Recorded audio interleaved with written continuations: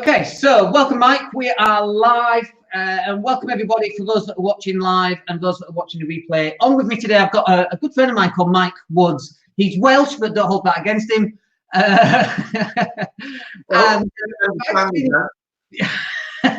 Mike's been in property a lot longer than I have. I've been in 20 years. Mike's been in. How long have you been in property, Mike? Well, if I take into consideration my architectural, I started in architecture in 1984. So we're 35 years in and the. You don't look a day over 30. I don't look it, but the grays there, you know. Yeah. But I started in the architecture in 1984, 86. Got my first job, left college, didn't want to go to university and do that sort of angle. So it was like, I want to go out there and work. So I remember getting my first job. It was, mid-late 80s. Yeah. Then I started just moving from architectural practice to architectural practice to knock up the pay rate, you know. And then I landed, unfortunately, in local authority. So I worked in a local authority for 3 years, which was incredibly boring. I couldn't wait to get out. But, really? Who would have guessed? Yeah. In the architects department in a local authority. But here's the thing. In hindsight, I learned so much from that because one of the jobs I was given was to refurbish 3, if not 4 streets of houses, council houses. Yeah. So I had to go in every one of those houses, even though they were council houses. Each one was slightly different. And then I had to measure them up, put them all together, and then we had to do a refurbishment scheme on it. So in hindsight, I guess that was the core of understanding buildings and how they function, you know? And then just skip forward to today for me. So then today, like, you've got millions of pounds of property. You drive a Ferrari, for God's sake. Not just one, but you've got 2 Ferraris. What's that about? Midlife crisis. I need to get mine. Oh, excuse me. The midlife crisis is when I bought a Harley 10 years ago. I knew that 10 years ago. That was well, I think I might have had mine because I moved to Spain, but I reckon I'm due another one fairly soon. So I'm looking forward to weather, you got the my midlife crisis these days looks more like speedboats because we live next to the Med, not Porsches and Ferraris. We can't get over the speed humps here. I'll tell you the quick story about the Ferrari was I used to have one in the 2000s. I had a TT, an Audi TT, and then when I got rid of that, I thought, where do you go from this new super, fantastic Audi TT? Where do you go? And the natural progression was to Porsche. So I bought my first Porsche, went to another. A friend of mine had this awesome C4S, bought that off him, went and bought a brand new one then, the new 996 that came out. Yeah. And over 3 years, I lost 38 grand. Yeah. And then I've got a Porsche as well, Mike, and that depreciation is just incredible. So then I thought, you know what? I'm not doing supercars anymore. No way am I doing sports cars like that anymore. However, that lasted about 4 months. And then I just came across this Ferrari 348 and it was 30 grand. And I thought, that's less than I just lost. Yeah, that's a good price, You look at those cars now, what we're going for? 60. Well, here's the thing. You see people saying about people spending money on flash cars and they're wasting money. Well, hang on a minute. I bought that car with the profits I made from property, and it's gone up 30 grand in 8 years. So I think it's all about perspective, Dan. If you've made money in property, I believe you should reward yourself for your efforts. That was my reward. I made the decision lightly, and it turned out, and I knew what I was doing, that the car was an investment. Everybody said that car's going to go one way, and it's nearly gone 60 grand in 8 years, so 30 grand. I've just had it serviced. Everything's been done on it. It's like pristine. So it's an asset now. It's a sort of asset.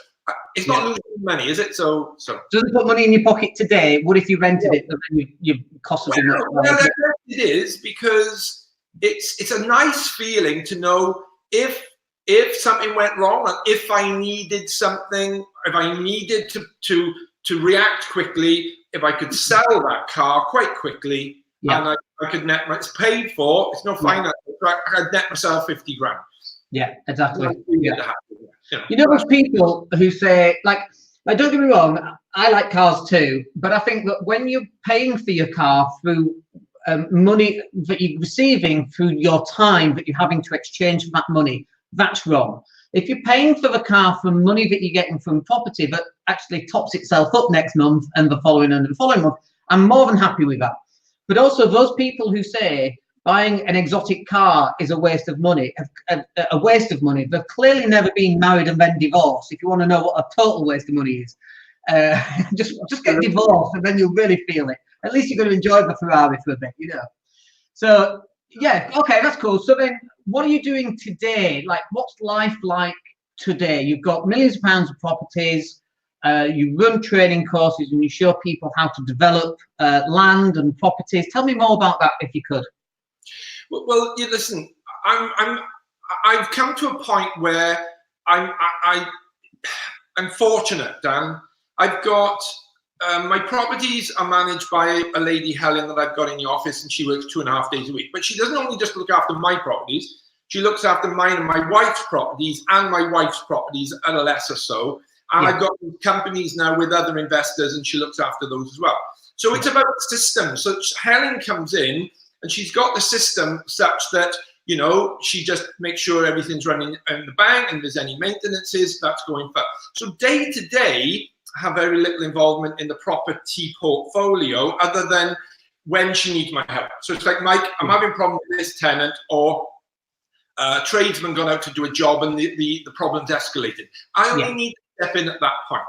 You might have seen, and people have seen on my Facebook, that I recently, as a bit of a punt, I bought a property which was a rundown cottage, but I was looking to run this as a new model, which is the holiday let. Okay, I haven't done one of those before. I live in the foothills of the Brecon Beacon, so the idea is let's see. Now, I most days I'm in a coffee shop down the road in the village. I bumped into this guy last year, and he was running one, and he said it's quite lucrative. So I set out to find myself basically the exact thing. I wanted a cottage, not on a main road, that is in need of modernization so I could lift the value. But lo and behold, this particular thing that I found had a large garden, and it was being sold without line planning permission for a plot. Now, critical mistake here by the vendors, okay? They're looking to sell a property in need of refurbishment. So ask yourself this open question. How many people are out there who are going to take on a 3-bed, 150-year-old cottage and refurbish it? So who's out there to buy it and do it, and either do it as a business or do it to buy and live in? Yeah. Secondly, how many people out there are looking for a plot to build a bungalow on? Question. But how many people are out there to buy both? A property to refurbish and a plot? Very little people. No, nobody. Like two people. You're one of them. When you operate at a certain level, the competition is less. Yeah. There was nobody there. They made a couple of other mistakes in the marketing. They dragged it out a bit. They didn't get all the furniture out. Anyway, long and short of it is, it was on the market 149, and I paid 115 for it all. Yeah. So I refurbed the cottage. I've just had that cottage revalued now at 160 after a 40k spend. So the land is free. If I went out there and said how to get land for free, it would get an element of skepticism. Yeah. But the reality is, I bought it for 110, spent 40 on the refurb. I'm all in for 150, and I've just had the place revalued at 160. Yeah. So look, I'm going to mix out some costs and some tax, and let's round it up. 150, 160. Yeah. I've got the plot. I've sectioned off the plot by deed. Unfortunately, I know somebody in the architectural business who can do deed plans, fortunately. So I knocked up a plan for the deed, sent that to the solicitor, and just this week I got a new title back on the land. Amazing. So, I mean, you literally then lost the plot while you separated it. Well, I found it and lost it in fact. So the plot is now 95% complete. This morning's one task for me was to contact the renewable energy guy, because we're putting what's called an air source heat pump in, not a normal conventional gas boiler, because there is no gas there. But other than that, that's going on. Now, here's the thing, Dan. I've got tradesmen on that job. I've got a guy building my stone porch at the moment. My involvement is have you got enough stone? I need another bag of stone, so I call the merchants. It's a 5-minute call. They'll go and deliver it. So I'm back out of that again now. So literally, when you've got systems set up, you do have time on your hands. So what I try and fill my time with is, if it's a nice day, I'll go for a spin in the car. And I'm joking, I do create time for that, as we all should do. But basically, it's looking for the next deal, of which I have found another property which is full of knotweed. And I was there with the knotweed specialist just 2 days ago, just running through the amount that we had to deal with, which was 2/3 of a large 20-meter garden. So that's the other little project I got on. So again, that's cool though, because what you were saying before was spotting opportunities that other people would turn down because it's just too much. Like Japanese knotweed, like most people would just go, oh no, I don't know anything about that. I just know that you can't set it on fire and that you shouldn't have it and it's really bad.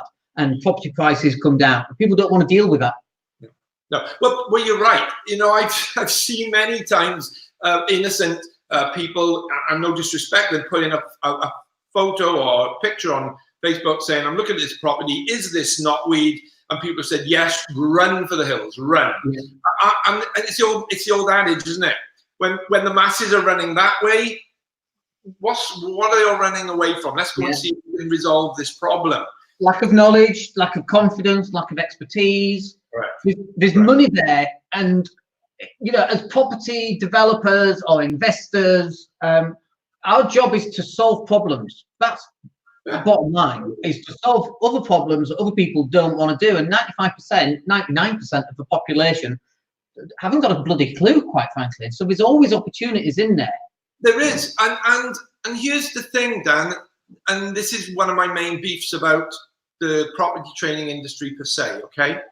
And I say this at every training, so I'm not just saying it to you, I do say it very, very, very much so.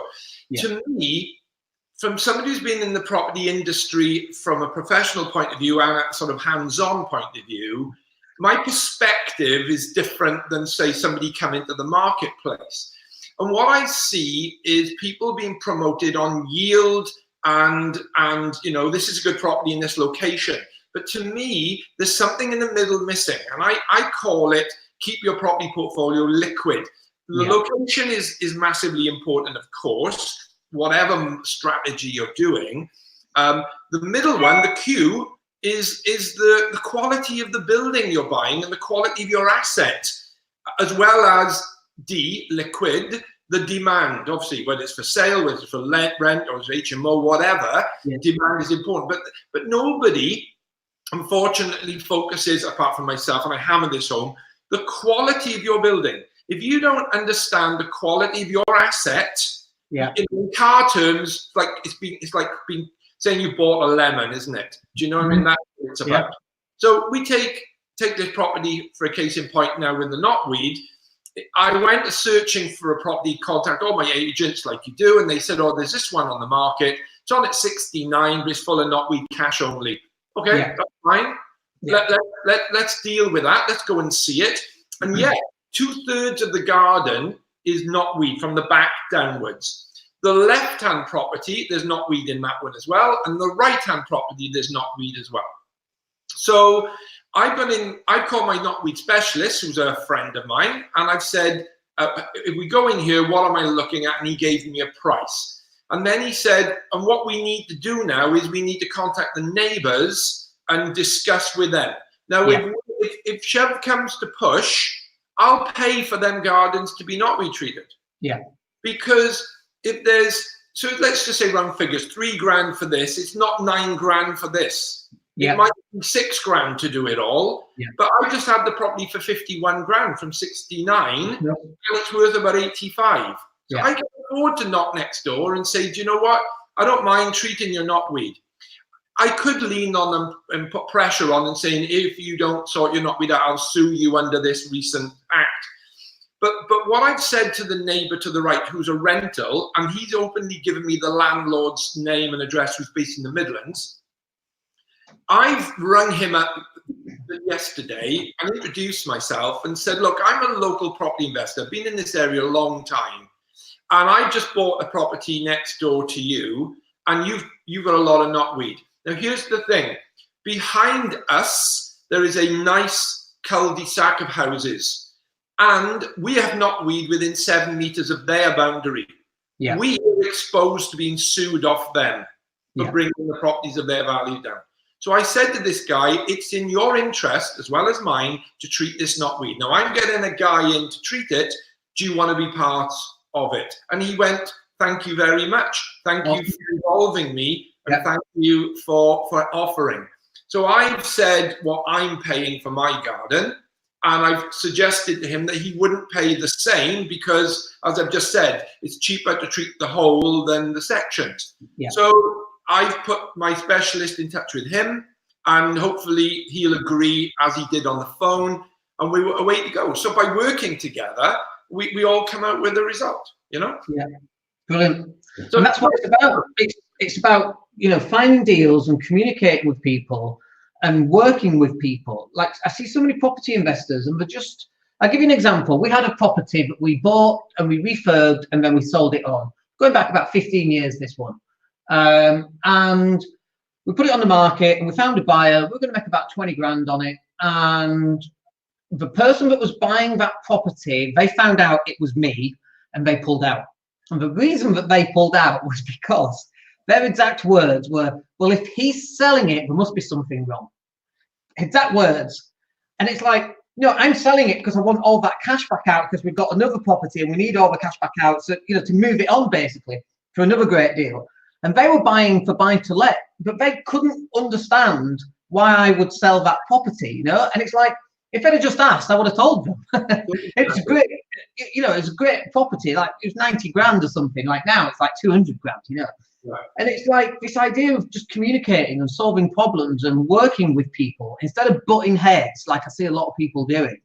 Like with that landlord, you know, you could have butt heads, so to speak. I think the way there's one section in the trainings that I do, and it's under the heading negotiation, and part of the model is to speak to people and treat people the sort of way you want to be treated. Now I could have gone in there. There's two angles, maybe three, but the two angles could have been is I'm buying this property. I can't get a mortgage, and I know I can't get a mortgage, but I'm buying it cash anyway. I know what I'm doing. Yeah. But I could go in and say, I can't get a mortgage on my property because you've got knotweed. So get it sorted or I'll sue you. Yeah. Option one. Yeah? Yeah. I guess that's going to rub him up the wrong way, and I'm going to get resistance from the beginning. Albeit what I'm telling him is the truth. But by saying, hi, I'm buying a property next door to you and I'm treating my knotweed. But here's the thing. Well, not only can I not get a mortgage on my property as I've treated it, I'm exposed to being sued by those guys in those very nice houses behind because I'm dragging their properties down in value because they can't sell because the person buying their house can't get a mortgage because knotweed is in 7 meters of their boundary. And I said, you know, and you're exposed to that as well. Yeah. So same scenario, you could get sued, but just not by me. You could get sued by everybody else. Yeah. And then I said, look, but I can help you here. I'm going to do mine. If you want me to help you do yours, you live in the Midlands, which is 2.5 hours up the road from us. He's probably going to go, yeah, well, that helps me because, as I said, if you wanted to remortgage or sell your house one day, you will be stuck. So to me, it's a no-brainer. If somebody's coming to you and giving you a solution, then take it on board. Yeah, if he did it himself remotely, somebody would take advantage. He'd ring some no-name app from the Yellow Pages or Google or whatever and say, knotweed treatment, how much? Ooh, there's a lot of knotweed there. And over the year plan, that's going to cost you 6, 7, 8 grand, you know, whatever. You know what I mean? But now he's talking a third of that, even not less. So it makes sense. But just you know, you don't have to be greedy in this business, Dan. No, there's plenty of business. There's plenty of property. Like, there's loads of properties. You know, 20 years ago when we were refurbing properties, I had this sense of I need to do it quick and get on to the next because we're going to run out of properties. And here we are 20 years later, still buying stuff that's crap, you know, but needs doing up. And there's beauty in muck you know, there's money in muck, where crappy properties where you can go in and add value, and this is what you're doing, and you're making a lot of money from doing it. Yeah, and you know, I've got mentees, and I go to them I go to properties with them, right? That's part of the one-to-one. Yeah. And I walk the properties with them, and they go, "Oh, Mike, there's this crack between the wall and the ceiling, and I'm very worried about that." And I just say, "Don't worry about it. It's nothing of any significance." And they're wondering, what you need to be worried about is this here. Oh, I didn't notice that. So it's like the attention is on completely different things. So when I go into a property now and do my visual surveys or investigations, I will go in and I'm looking for issues. I'm not just going in, scanning and looking at all sorts of things. You know, that I'm ignoring. You know, it's like delete, not important. Delete, not important. Smell, there's the damp. Where's the damp coming from? Is it through the floor? Is it rising damp? Is it because the paths are too high on the outside? Is it a solid wall? If it's a cavity wall, why have I got damp here on a cavity wall? Are the cavities full of rubbish? You know, why? It's deeper. It's not just surface, you know, it's deeper. And that then makes me wonder how people manage when they don't have the depth of knowledge. And I'd like to, I can share that knowledge with them, and I can give them that support, and I know I do. But unfortunately, they are distracted by the get-rich-quick people, and that is, you can be 7 days, 10 days, 1 month. You know, how long does it take to buy a property, Dan? Say that again. How long does it take to buy a property? 6 to 8 weeks. So financially, 10 days gone a bit, isn't it? Yeah. You know what I mean? It's just amazing. And what worries me as well, knowing what I know, and I'm guessing what you know, is where people are encouraged to build a property portfolio. But here's another thing: they're not building a portfolio, unfortunately. And I don't disregard rent to rent. Okay, I do think it's a good way into property. Yeah, but it's a stepping stone, though. To go and borrow money off somebody else and persuade them that you know, act as if, and then I think it's dangerous. I think it's dangerous that they can go and use these lines or these scripts to go and encourage people to invest in them, and they got no knowledge and no experience. You know, the act as if is an internal mechanism, not an external mechanism. So what I mean by that is, if I want to be powerful and confident and I put my chest out, that's me acting as if I'm powerful and confident. What it doesn't mean is that I go out and lie to someone saying, I've got £1 million sat in the bank and I'm looking for your property, because that's just an outright lie. That's not acting as if I've got £1 million. That's a lie. And this idea around acting as if people have got wrong, it should be about, it's an internal process. It's not an external process. That's called lying, you know, and it drives me mad. And the other thing that drives me mad, so we've got property sourcing training, and the 3-1, we have a lot of sign-ups, and as a percentage of those sign-ups, very low percentage of people then pay, and it's £97 a month, so it's not even a huge amount. But it's very, very small. So they want the freebie, thinking that will change their life. I don't know anything that I've got for free that's changed my life. The biggest lessons cost a lot. And I don't just mean money. They cost my sanity, my ego, they cost my shame. They cost all sorts of different things. Money, you know, if only it cost money, that would be really nice. And I wouldn't be as damaged. The time you've lost and the stress and the worry, it's absolutely. But you can tell people that before they enter that arena. Do you know what I mean? Listen, there's a guy, I just did a 2-day property workshop, an intensive workshop last week. And there's a guy there, and he told me that he lost 100 grand on a deal, right? I didn't go into detail. And I said to him, if I'd told you before, I said, look, this looks a bit dodgy, pay me 10 grand to cover your backside or cover your ass or cover your shoulder and be your wingman to make sure you don't lose this money, would you have paid me? And he did yeah, of course I would. I said, but yeah, we've gone before the event and said, I think this looks a bit precarious. You know, pay me 10 grand and I'll make sure you avoid this. He probably would go, nah, it's okay, I'll manage. And he ended up losing 100 grand. So this is the problem. I think there's another problem though, and the problem stems from authenticity. How do we know? So we, you know, for example, there is one person, and we're not going to mention his name, okay? So there's one person, and he's all this, and you go to his YouTube channel, it's all that, and then you look how many views he's got 10,000 views on a video. Since last week?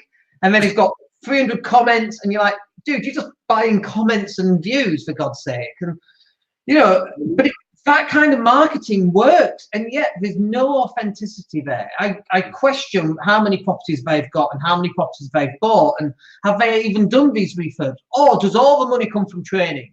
And there's no authenticity there. And I know we talk about this and it drives us both, but how do you, like, if I was to ask you, how do I trust you? How do I know you're authentic? What sets you apart from everybody else?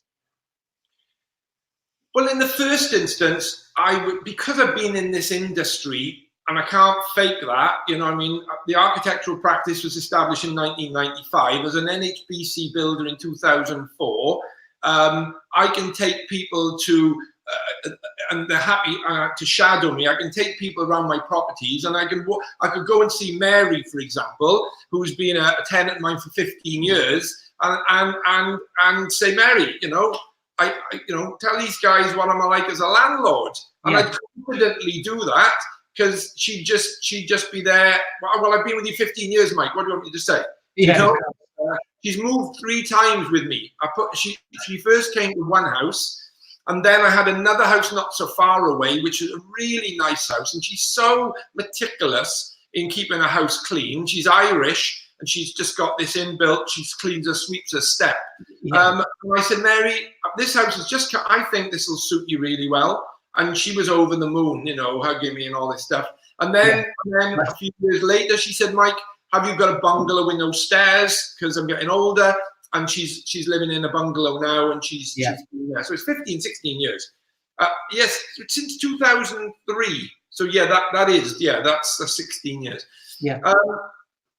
You know, you try to show people the depth of your knowledge. Like my videos, when I'll do videos start to finish. On one of my refurbs where we made 42K, I videoed it from the minute I arrived at the property to take people in, and I walked out of the door when it was sold and said, there we are. But if people do watch those videos, and I may say this myself, what I've realized is that when I walk in the property and I say things like, when this is finished, it's going to be like this, I'm going to have this, the stairs is going to be over there, we're going to open this room up. And then video number 16 is what I said at video number 1. And it's not edited. It is what it is. Yeah. And I just say things as they are. And if I can, you know, show people my knowledge on how to spot these typical building defects, which are critical in my opinion, then in answer to your question, check out my YouTube stuff, or check out my Facebook stuff and videos and blogs, and people will see that there's depth of knowledge there. And I utilize that depth of knowledge to build up my property portfolio as efficiently as possible. You see, that's it. What I find quite interesting is I see a lot of people and they build the marketing first, and it's all bluster. It's all, and I've got one person, it's the same person actually, I've got one person in my mind, and I see his bluster, and he's one video and he's yelling at people in a room. I'm like, what part of that is helping that individual other than giving them shame of some kind? It makes me cringe to see it, but it works. It's just so bizarre that this kind of marketing works. But then when you peel back the curtain, you know, the Wizard of Oz curtain, it's the man behind, you know, it's just all marketing, and there's no stuff behind it at all. It's just bizarre. You know, I think I know the person you're talking about. But there are others, and it's the razzmatazz and you know, here I come, you know, and then, you know, thank you for that great welcome. You know, you just generated that. But yeah. here's the thing, you know, the models have shown that they don't work because the failure rate is massive. Huge. It's massive failure rate. And what I fear and what I feel very sorry for people is they'll probably go and get a property, they'll get a deal, it will crash and burn, and they'll go, you know what, this isn't for me. No. And they've exited. And I'll give you an example. Sorry, Dan, I'm just going to pull everything out of the sun a little bit because the sun's coming up here in. Oh my goodness, this sunny Wales. Sunny South Wales, that's right. So I picked a bright spot in my dining room here. So I was at my training event the other day, and I was saying to people how I bought a property, a cheap property for 32 grand, and it was a lot of work needed to it. And I foresaw that I was going to make about 15 grand out of this property. I promised an old lady I would buy it.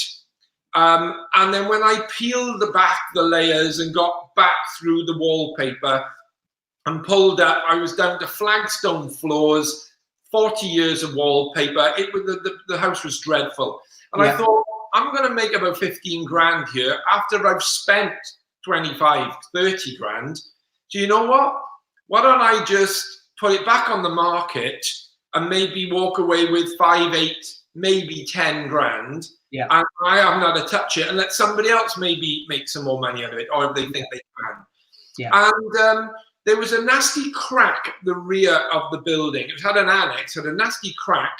But the reason for the crack was that there was what was called a snow box, is where a number of pipes join, and something had grown out of this regularly fed water hopper, and it had grown into the stonework of the wall and started cracking the wall. Now, there was also some other defects where the bath had been leaking, so the floor had dropped a bit, but they were all repairable items. And once you hacked off the render, you stitched the crack, render it back in, you're all jobbed, and that's in fact what we did. Yeah. But we put the house back on the market at a small margin, and what happened actually is somebody sent a surveyor along, and this surveyor advised this young lady who's probably new to the property market that the whole extension was subsiding. Wow. And it needed to be dropped at a cost and rebuild of 25,000. So this young lady walked away on the strength of that poor advice. Because on my videos, and I've got a couple of people photographed at this before and after, and what we did was we hacked off where the crack is, we put some horizontal tie bars in the stonework, we mortared it back up, we rendered it, that tied it back together again. Once we took the source of the cracking out, which was the root, it wasn't going to go anywhere anymore. Yeah. We replaced the joists under the bathroom floor. It's that little bit of information, isn't it? Just that tiny little snippet. But if you don't know, it can change everything. Just a tiny little snippet. There was 2 defects going on. One common, the bath had been leaking over 20 years because it was an old house and caused the joists to start dropping, which is called the ceiling in the kitchen to drop. Yeah. And the thing was no more than 8 foot wide. To replace 5 joists in that area was a couple £100 quid. Yeah. And you're going to there and put the flooring down, put your vinyl back down. Hack off the crack. I guess those 2 items to repair in total were probably 1,000 or 1,500 quid. But this surveyor came along and misdiagnosed this as subsidence. And this young lady who could have maybe, you know, we did make about 12, 15 grand on it, but she could have maybe done it a different way and made some money in it. But poorly advised, she lost the deal. She lost the deal because she didn't have the knowledge. Now here's the thing, and maybe it's a bit strong of me to expect some younger person to have the experience I've got, but they took advice on, paid for, and it was bad advice. Yeah, bad advice. Which takes, I mean, we would always say that, you know, confidence in your ability to be a developer comes from 2 places: One is knowledge, which she didn't have, and two is experience, which you don't get until you've done a couple of deals. Absolutely. You know, what comes first? You know, knowledge, build up the knowledge, learn, and then dip your feet in the water. But you know what? You know, stand on the shoulders of giants. Work with people who've trodden the path that's gone before you, because mistakes are costly.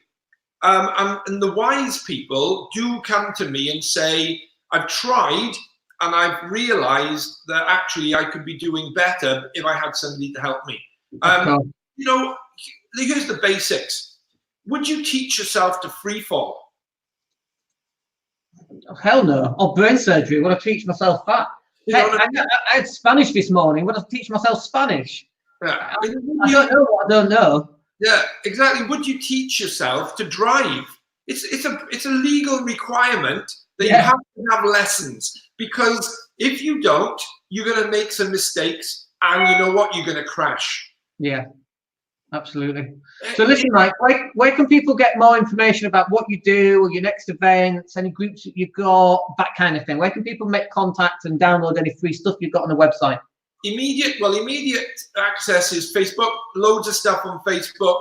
Lots of information. That will then take people naturally. Then, if they want to read some of my blogs, which are coming out all the time on the mystiques of condensation, what subsidence is all about, what about rising damp, all this stuff. So Facebook, first port of call. Send me a friend's request, or just follow me.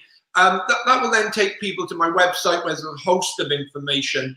But yeah, it's all there, and the website's Property Expert Partnership, right? Property Expert Partnership, correct? Yeah. Okay. Yeah, and then of course, you know, there's the book, the Amazon best-selling book, which they'll find through those medias as well.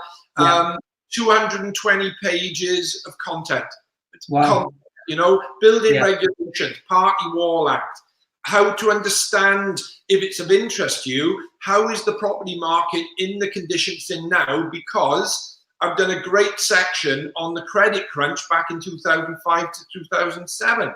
You know, everything is there. And I think that's a really interesting subject area, because, you know, if you know what's gone on in the past, it can really help you understand, you know, where we're going on in the future. So, yeah, great section on the credit crunch in the book there as well as case studies, real case studies with links to the videos in YouTube. And there's hundreds of videos on YouTube as well. And it's all free. It's all free. Awesome. Good stuff. Right, we'll end it there, Mike. Thank you very much. I've got a gym session to do next. I've had my 400-meter swimming. I've got my running session. I've got my basketball tonight. I'm on a keep fit regime. I've got my Spanish learning. Boy, talk about living uncomfortably at the moment. So I've got a mega busy day. But thank you so much for taking time out of your day and coming on and sharing all that information. Really mega useful. Brilliant. Lovely to speak to you, Dan. And as I say, I just don't want to see people make mistakes. Get in touch if I can help you. It's nothing, you know. It's not a problem. Awesome.